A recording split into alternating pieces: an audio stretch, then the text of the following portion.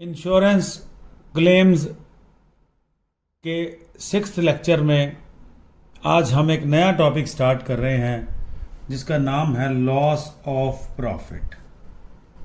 Loss of profit.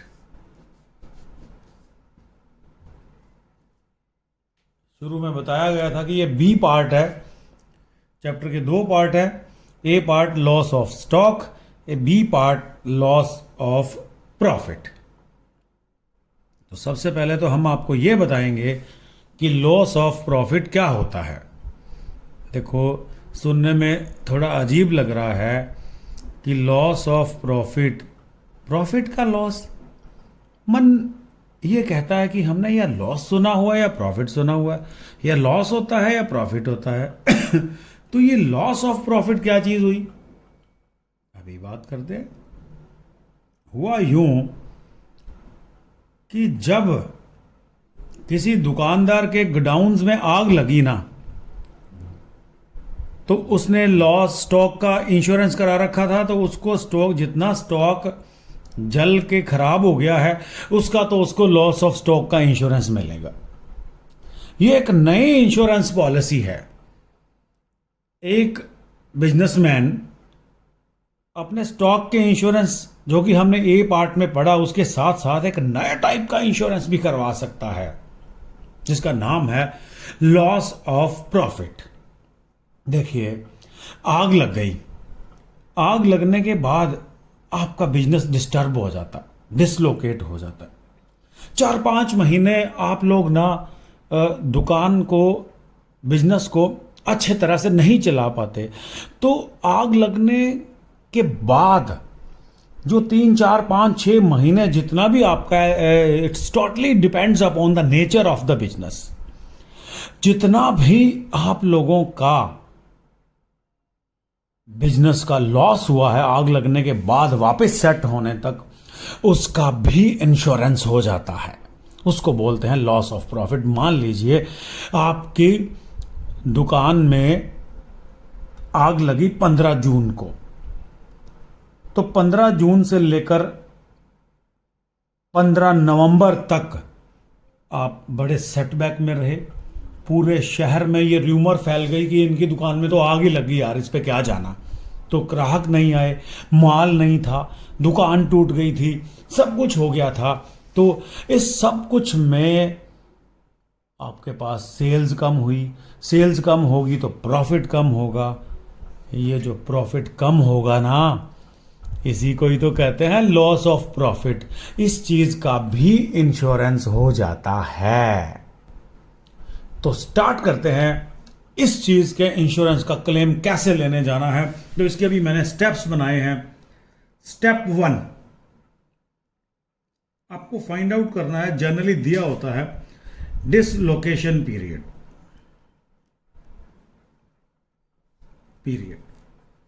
ये दिया होता है, आपकी ज्यादा टेंशन नहीं रहेगी।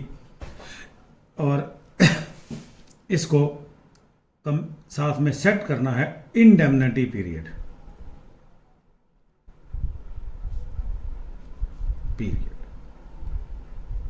इंडेमनिटी पीरियड, कितने पीरियड का आपको इंश्योरेंस मिलेगा।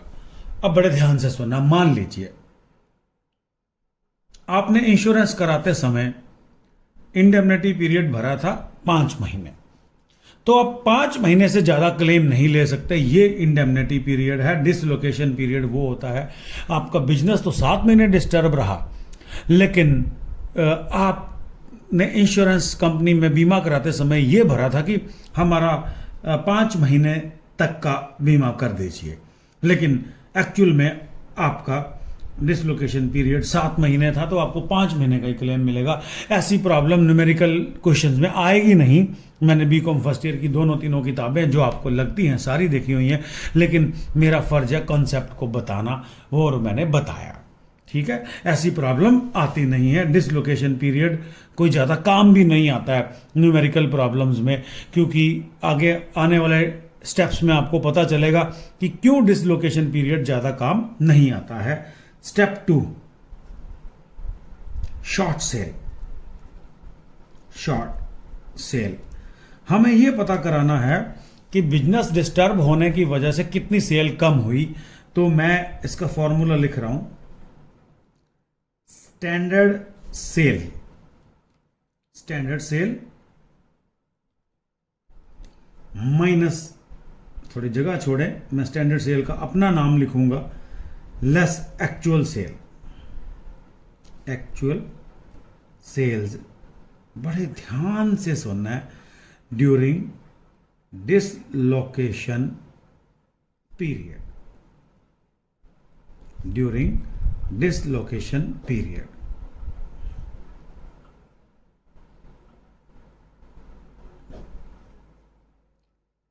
ये आ जाएगी शॉर्ट सेल।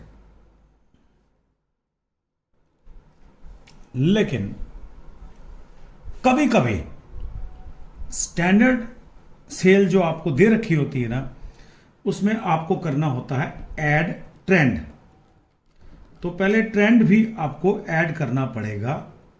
ये मैं यहीं बता दूं तो अच्छा रहेगा कि स्टैंडर्ड सेल में आप पहले ट्रेंड ऐड करेंगे। अब सुनिएगा ट्रेंड क्या है।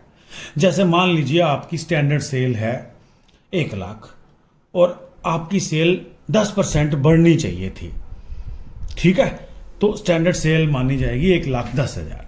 ठीक है, कई बार ट्रेंड दिया होता है, कई बार ट्रेंड नहीं दिया होता, तो मुझे लगा कि यहां बता देना चाहिए कि standard sale add trend. Standard sale क्या होती है, इसकी बातें हम न्यूमेरिकल क्वेश्चंस में करेंगे ना। तो आज अगर मैं ज्यादा बातें करूंगा तो आपका कंफ्यूजन हो जाएगा, तो बस सुन लीजिएगा। स्टैंडर्ड सेल में ट्रेंड ऐड कर देना है और माइनस क्या कर देना है, actual sale during dislocation period.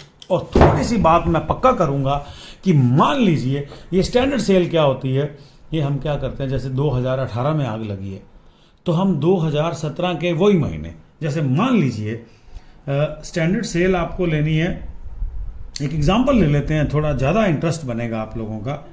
मई जून जुलाई अगस्त 17 और ये है मई जून जुलाई अगस्त 18। ठीक है, मान लीजिए आग लगी है 2018 में, तो हम 2018 में आग लगी है, 2018 में मई जून जुलाई अगस्त 2018 में हमारे आग के वजह से बिजनेस डिस्टर्ब ला, सेल कम हुई। थोड़ा लिखूंगा नहीं, कंफ्यूजन नहीं पैदा करूंगा, क्योंकि आगे न्यूमेरिकल क्वेश्चन आ जाएंगे, प्रॉब्लम आएगी नहीं 1% भी। तो स्टैंडर्ड सेल मई जून जुलाई अगस्त 17 में हमारी सेल्स थी 1 लाख, 10% बढ़नी चाहिए थी, होगी 1,10,000। पर 18 में तो आग लग गई। आग लगने की वजह से मई जून जुलाई अगस्त 18 में हमारा बिजनेस डिस्टर्ब रहा, हमारी सेल हुई सिर्फ 25,000। तो 1,10,000 में से 25,000 माइनस करेंगे ना, तो वो शॉर्ट सेल आ जाएगी। तो हमारा पहला टारगेट होता है शॉर्ट सेल। बहुत से स्टूडेंट्स शॉर्ट सेल ही गलत निकाल लेते हैं। अगर मेरे आने वाले वीडियो सुनते रहोगे तो आप ये गलती कभी भी नहीं करोगे। तो हम अगला स्टेप है जीपी रेशो। जीपी रेशो कैसे निकालनी है, इसका फॉर्मूला मैं आपको लिख के दे रहा हूं कि जीपी रेशो में आपको क्या करना है, नेट प्रॉफिट प्लस इंश्योर्ड दिए होते हैं, कोई टेंशन नहीं है, insured standing charges, fixed expenses भी कहते हैं इसको, net profit plus insured standing charges divided by sales of the last financial year. सारा कुछ दिया होता है, sales of the last financial year into 100। तो जैसे आप क्या करते थे, जीपी रेशो, लेकिन नेट प्रॉफिट ले रहे हैं, ये सारी बातें आगे आपको समझाई जाएंगी और सारा कुछ किया जाएगा। और उसके बाद अब हमारा स्टेप नंबर 4 है। स्टेप नंबर 4 है, हमें इस न्यूमेरिकल में एक जीपी चाहिए होता है, ग्रॉस प्रॉफिट। ये एक नई तरह की आइटम है जीपी। ये था जीपी रेशो, एक हमें जीपी चाहिए होता है, स्टैंडर्ड ग्रॉस प्रॉफिट उसको कह सकते हैं। वो जीपी का फार्मूला होता है, बड़े ध्यान से सुनना है आप लोगों को, ठीक है। Sales of last 12 months. अब देखिएगा, ये है sales of last financial year. Sale of last नहीं लिखा गया, मैंने लिख देता हूं, यहां देखिएगा, last financial year, sales of the last financial year. ये है जैसे मान लो 2017 में आग लगी है, तो 2017 की सेल, जनवरी से लेकर दिसंबर तक 2017 की सेल्स। लेकिन अब मैं बात करने जा रहा हूं आप लोगों से, ये जो बात मैं करने जा रहा हूं ये है आग लगने से बिल्कुल पीछे वाले 12 महीने की सेल। जैसे मान लीजिए आग 15 जून को लगी है, तो 15 जून के पीछे वाले 12 महीनों की सेल। थोड़ा टेक्निकल है तो ज्यादा आप लोगों को मैं बता रहा हूं। हाँ जी, तो सेल्स ऑफ लास्ट 12 मंथ्स ये आपको दिया होगा, टेंशन नहीं लेनी है, ये आपको बताया होगा। इसमें आपको ऐड कर देना है ट्रेंड, तो ट्रेंड ऐड, अगर बहुत से क्वेश्चन में ट्रेंड दिया होता है, थोड़ा मैजिकल है। तो ये जो टोटल आ गया, इसको क्या करना है, जीपी कैसे आएगा, ये जो टोटल आया ना, अभी देखो ऐसा करना पड़ता है मुझे, ये जो टोटल इनटू जीपी रेशो जो तीसरे स्टेप में आई है, ठीक है ना। तो ऐसा बताने से न्यूमेरिकल क्वेश्चन इजी हो जाते हैं, मेरा ये मानना है। तो मैं कई सालों से ऐसे ही पढ़ा रहा हूं कि इससे क्या न्यूमेरिकल बहुत इजी हो जाता है। लॉस ऑफ प्रॉफिट का ही आता है भैया 20 नंबर का, या जो 5वें वीडियो में मैंने आपको बताया वो आता है 20 नंबर के, बाकी सारे 8 नंबर के आते हैं। और जो मेरी बातें सुन रहे हो ये 2 नंबर में आएंगी। तो कुछ ना कुछ तो मिलता ही रहेगा, वीडियो सुनते जाओगे कुछ मिलता रहेगा, टेंशन खत्म होती रहेगी। बाकी आप कॉलेज जाओ, ट्यूशन जाओ, वीडियो सुन लो, ज़्यादा मज़ा आएगा। 5 बार सुन लो, 2 बार सुन लो, ये तो अपनी प्रॉपर्टी है, बैक करके सुनो, टेक्नोलॉजी का बेनिफिट लो। हाँ जी, तो आगे है स्टेप नंबर 5, बड़ी खुशी मिलने वाली है आप लोगों को, उसका नाम है loss of profit. Loss of profit ये बड़ा टेक्निकल है। लॉस ऑफ प्रॉफिट निकालने के लिए आपको क्या करना है, short sales into GP ratio, short sales into GP ratio, ये स्टेप आपको लगाना है, ठीक है। और ये आपका आ जाएगा लॉस ऑफ प्रॉफिट। लेकिन कई बार क्या दिया होता है, एडिशनल एक्सपेंसेस दिए होते हैं, वो इसमें ऐड करने हैं, ऐड एडिशनल एक्सपेंसेस, ठीक है। एडिशनल एक्सपेंसेस, मैं देखो डिजाइन बना रहा हूं, बड़ी काम की चीज है ये, इसको ऐड करना होता है। ये स्टेप आपको बड़े ज्यादा ध्यान से सुनना है। एडिशनल एक्सपेंसेस तीनों में से जो छोटा, 3 बातें बता रहा हूं, ये 3 चीजें होती है, तीनों में से जो छोटा add, which ever is less, simple language लिखते हैं, which ever is less, list of the following लिखते हैं लेकिन सिंपल लिख रहा हूं, which ever is less, actual additional expenses, ठीक है। सेकंड, एक्चुअल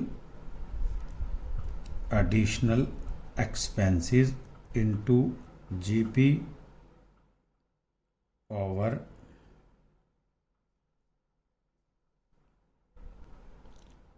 एक काम करते हैं, इसके 2 अल्टरनेटिव हैं, आप इसको एनपी से करें। 2 अल्टरनेटिव एनपी से ज़्यादा आंसर मैच करते हैं, 2 अल्टरनेटिव दोनों का आंसर 100-200 का फ़र्क आता है, तो मैं आपको एनपी वाला कराना ज़्यादा ठीक समझूंगा। Net profit plus insured standing charges दिए होते हैं सारे, इंश्योर्ड स्टैंडिंग चार्जेस, और net profit plus all standing charges, इससे जो आएगा। दूसरा अल्टरनेटिव कभी न्यूमेरिकल प्रॉब्लम में आपको करवा देंगे, अभी कंफ्यूज नहीं कर रहे हैं आपको। और sales due to additional expenses, sales due to additional expenses, ये सब दिया होगा आपको into GP ratio. Numerical question का इंतजार करें। तो इन तीनों में से जो छोटा है, ये 3 अमाउंट हमारे पास आ जाएंगी, इन तीनों में से जो छोटा है ना, वो यहां ऐड करेंगे, विच एवर इज लेस। एक बार फिर लिख रहा हूं, विच एवर इज लेस। तीनों में से जो छोटा है वो ऐड करेंगे। बहुत 50% आपको लगेगा ये step. Saving in expenses, numerical questions का इंतजार करें। सेविंग इन एक्सपेंसेस भी आपको दिया होता है, वो माइनस करें, तो ये आपका आ जाएगा लॉस ऑफ प्रॉफिट। ठीक है, अब आपको ध्यान रखना है कि जो बातें मैं बता रहा हूं ना, इनका ध्यान रखना है आप लोगों को। एक्स कम आ रहे हैं, थोड़ा टेढ़ा कर देते हैं मोबाइल। हाँ जी, ठीक है, बहुत अच्छे। ठीक है, अब आपको ध्यान रखना है कि देखो जी, हो सकता है आपका काम यहीं ख़त्म हो जाए, एडिशनल एक्सपेंसेस दिए ही ना हो, आपका काम यहीं ख़त्म हो जाए, बहुत मज़ा आएगा, है ना। तो दिए हों तो ये 3 कैलकुलेशंस करनी पड़ती है। तीनों में से जो छोटा है वो ऐड करते हैं। सेविंग इन एक्सपेंसेस के बारे में भी बहुत अच्छी बात कहना चाहूँगा। कई बार सेविंग इन एक्सपेंसेस साल के दे देता है, तो हमारा क्वेश्चन 4 महीने का है, तो वो हम 4 महीनों के निकालेंगे। मतलब मैं लिखना चाहूँगा यहाँ डिसलोकेशन पीरियड के ही आपको लेने हैं। मैंने हल्का सा इशारा कर दिया है। स्टेप 6,